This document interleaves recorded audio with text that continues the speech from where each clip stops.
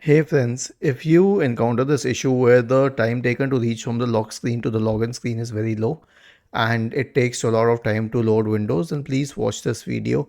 I will guide you through the resolutions. Now, enabling a fast startup is not a solution like other channels and websites are suggesting, because if that was the case, then it would have taken more time to reach the lock screen itself. But now we are facing this issue where we are taking a lot of time to reach the login screen from the lock screen. So according to me, there can be two root causes. One is that all security updates are not installed, and that causes an issue because it keeps on searching for updates.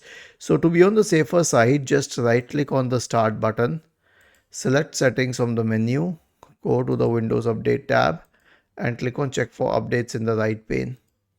The next solution is a clean boot. So, search for System Configuration in the Windows search bar and open System Configuration. Go to the Services tab.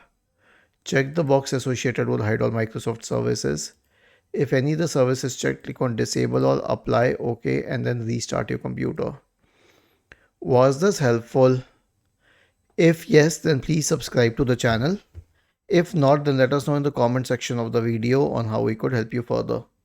Thank you for watching this video and have a nice day.